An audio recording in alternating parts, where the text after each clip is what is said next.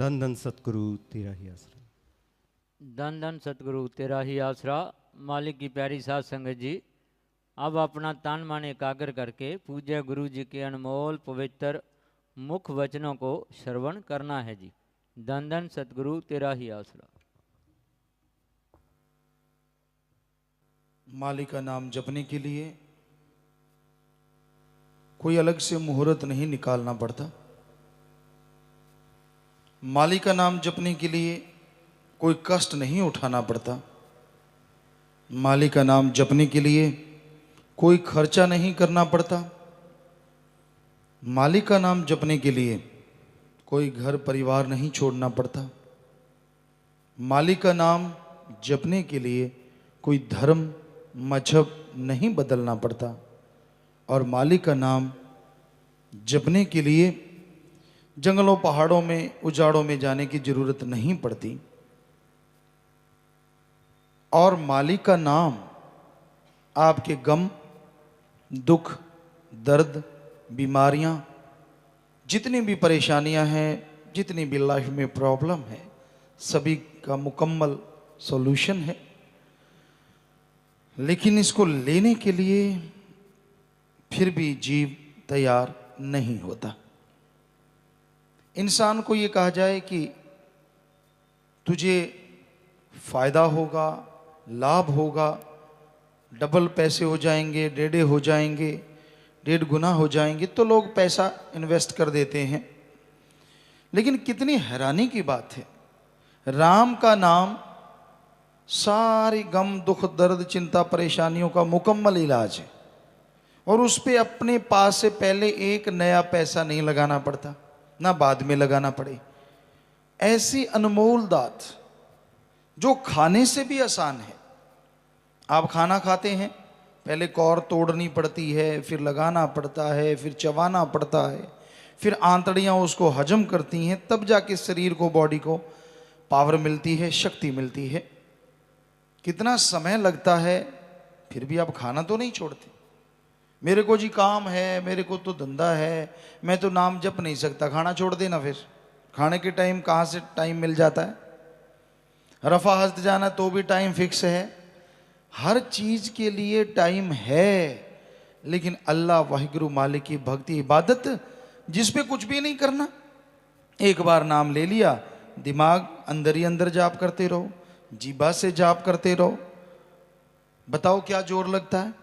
वैसे भी तो आपकी ये तो रानी चलती ही रहती है, जीभा रुकती तो है ही नहीं। इसकी निंदा कर, उसकी चुगली कर, इसको बुरा कह, उसको बुरा कह, फलां का बेड़ा गर्क कर, पर करता है खुद का बेड़ा गर्क।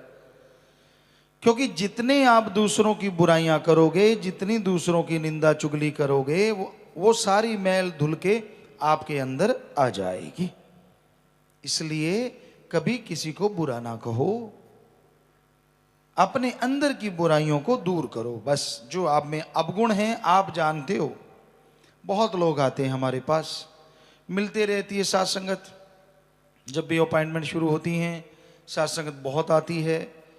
तो मेरे से गलती होगी, क्या होगी भाई? आप जानते हो, क्यों तू नहीं जानता? बड़ी हैरानी होती है। हम कहते फिर भी बता, नहीं नहीं आप तो जानते हो, क्यों शर्म आती है? ना करता गलतियां। जब गलती की, जब बुरा कर्म किया, तब होश नहीं थी। तो बड़े चालाक बनते हैं, बड़े चतुर बन के। माफ़ी तो ऐसे नहीं मिलती। अगर पीर फकीर से बात करके तो उसकी बात का जवाब दो। लेकिन आज कलयुग है, बड़े ही होशियार, बड़े चालाक हैं लोग। ये सोचते हैं कि वह जरूरत ही नहीं पड़ेगी, शाम को खड़े हो जाओ, बात खत्म। पता भी नहीं चलता। मौज है यार, वाकई मौज है। अगर सुमरण करोगे, भक्ति करोगे, दृढ़ विश्वास रखोगे, तो मालिक मुआफी नहीं करेगा, बल्कि खुशियों से माला माल कर देगा। पर बात है बचनों पे अमल करने की। सो बचनों पे अमल करोगे तभी सुमरण से जुड़ोगे। दृढ़ विश्वास अगर गुरु पीर फकीर पे है तभी फायदा होता है। और आप हर चीज पे दृढ़ विश्वास करते हैं। यहां से बस पे बैठते हैं, सैकड़े किलोमीटर जाते हैं, चाहे अनजाने में से ही, लेकिन आपने ड्राइवर पे विश्वास किया, यकीन किया। अगर यकीन नहीं, क्या पता कहां ठोक दे, तो डर नहीं लगा आपको? नहीं। जिम्मेदार भाई बैठे हैं, खेत में फसल बोते हैं, वो कहता है जी 1 एकड़ में 40 मन निकलेगा, 60 मन निकलेगा, 70 मन निकलेगा। तो क्या आप उस बिनोले को, उस गेहूं को चबा के खा के देखते हैं क्या? आपको पता चल जाता है कि ये 1 एकड़ में वाकई 40 मन निकलेगा? सूंघ के पता चलता है, स्पर्श, ये मनोइंद्रियां हैं, क्या इनसे कुछ पता चलता है आपको? नहीं पता चलता। फिर आप इतना महंगा बीज कैसे ले लेते हैं? क्योंकि आप उस पर यकीन करना ही पड़ता है और कर लेते हैं। डॉक्टर कहता है भाई आपका ऑपरेशन होगा, आप कहते हैं जी, कहता लिख के दे दो, ऑपरेशन के दरमियान मर गए तो उसके खुद जिम्मेवार हो। तो आप झट से लिख के दे देते हो, अपने दस्तखत, माँ बाप के जो भी जिम्मेवार गार्जियन जो भी हैं वो लिख के दे देते हैं कि ठीक है भाई आप ऑपरेशन कर दो। क्यों भाई आप लिख के दे रहे हो कि आप मर गए तो उसके जिम्मेवार आप? क्यों? क्या आपकी मनोइंद्रियां, आंखें, कान, नाक, मुंह या स्पर्श कुछ बताता है कि वाकई वो डॉक्टर सही है, ऑपरेशन सही करेगा? जब वो लिख के ले रहा है पहले कि अगर मर गए तो आप जिम्मेवार, पर फिर भी आप झट से लिख देते हैं। क्यों? डॉक्टर पे यकीन है। तो फिर अल्लाह वाहिगुरु राम के नाम पे यकीन क्यों नहीं करते? फकीरों के वचनों पे यकीन क्यों नहीं करते? जो अपनी सारी जिंदगी इंसानियत के लिए, सारी दुनिया के लिए लगा देते हैं, उस पे यकीन क्यों नहीं और किस लिए नहीं? तब कहते नहीं हमें चमत्कार चाहिए। अगर आप ये कहो बीज वाले को कि मुझे तो पहले 40 मन सामान चाहिए फिर बीज लूंगा, डॉक्टर को कहो पहले तंदुरुस्ती चाहिए फिर ऑपरेशन करवाऊंगा, क्या ये हो सकता है? नहीं, पहले ऑपरेशन होगा फिर तंदुरुस्ती, पहले बीज बोना पड़ेगा फिर। तो ऐसे तो संत कहते हैं ये ले बीज राम नाम का और ये तुझे भगवान रूपी फसल से मिला देगा। यकीन तो करना पड़ेगा ना। और अब बीज डाल लिया, घास फूस ना निकालो, पानी ना लगाओ, बीज क्या करेगा? जल जाएगा, सड़ जाएगा। पर राम नाम का बीज यही है कि वो जलता सड़ता नहीं। आप यहां जाप नहीं करोगे तो उसने ऊपर करवा लेना है, अपने तरीके से करवा लेना है। आप तो क्या, आपके तो फरिश्ते भी जाप करेंगे। वहां सजाई ऐसी है, वहां तो पल पल सुमन, जब चारों तरफ कांट छांट होती दिखी, जैसे अब आपको जरा सी बीमारी आ जाए या कोई घर का बीमार हो जाए, कैसे सुमन चलता है, तड़ा तड़ तड़ा तड़ तड़ा तड़ तड़ा तड़।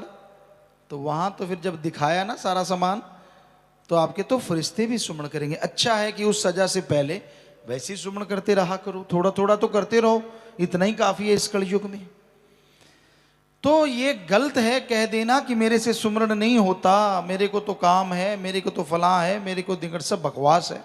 सुमरण करना नहीं चाहते तो नहीं होता, सीधी सी बात है। सुमरण करा करो ताकि इस कलयुग में मालिक की तमाम खुशियों के हकदार बनो और जो आपके भाग्य में लिखा है वो भी मिले, और जो नहीं लिखा सुमरण वचनों पे पक्के रहोगे, सेवा करोगे, तो वो जो भाग्य में नहीं लिखा भगवान वो भी अता जरूर कर देंगे।